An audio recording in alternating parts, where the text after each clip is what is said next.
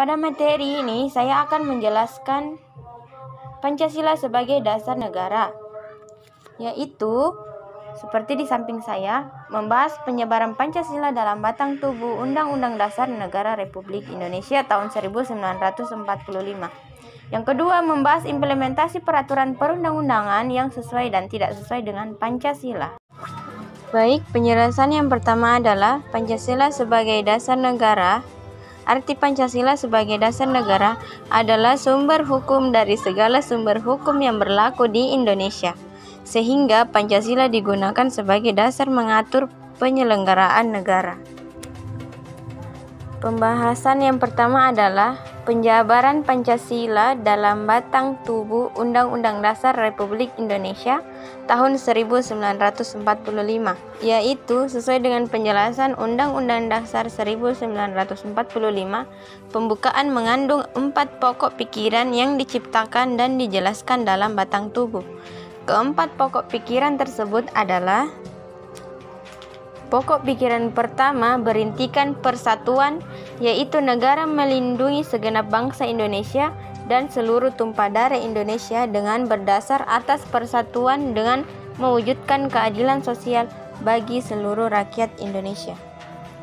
Pokok pikiran kedua berintikan keadilan sosial, yaitu negara hendak mewujudkan keadilan sosial bagi seluruh rakyat Indonesia.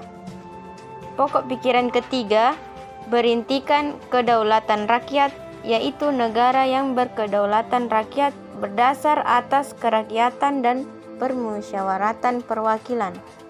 Pokok pikiran keempat berintikan ketuhanan yang Maha Esa, yaitu negara berdasar atas ketuhanan yang Maha Esa menurut dasar kemanusiaan yang adil dan beradab. Pembahasan selanjutnya ialah membahas implementasi peraturan perundang-undangan yang sesuai dan tidak sesuai dengan Pancasila.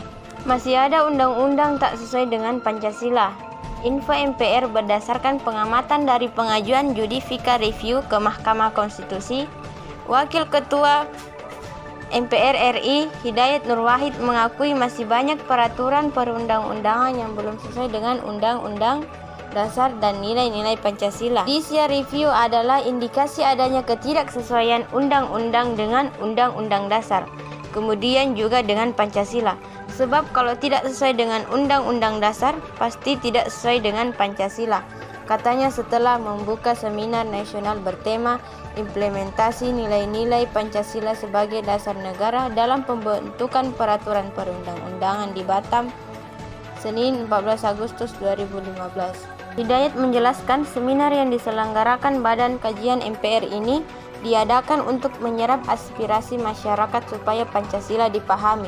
Dengan demikian, seluruh perundang-undangan yang ada di Indonesia baik pada tingkat undang-undang maupun peraturan daerah sejalan dengan implementasi Pancasila.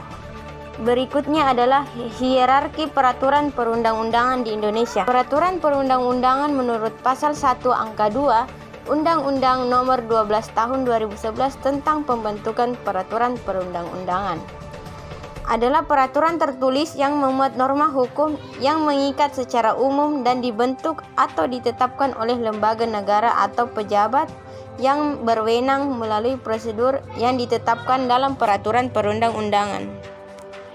Hierarki atau tata urutan peraturan perundang-undangan di Indonesia merujuk ke pasal 7 ayat 1 Undang-Undang Nomor 12 Tahun 2011 yang terdiri atas Undang-Undang Dasar Negara Republik Indonesia tahun 1945, Undang-Undang Dasar 1945.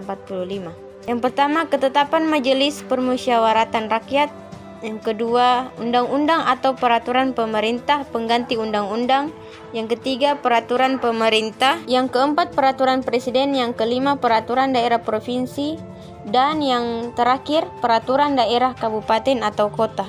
Pancasila sebagai sumber hukum yang dimaksud dengan hierarki adalah penjenjangan setiap jenis peraturan perundang-undangan yang didasarkan pada asas bahwa peraturan perundang-undangan yang lebih rendah tidak boleh bertentangan dengan peraturan perundang-undangan yang lebih tinggi.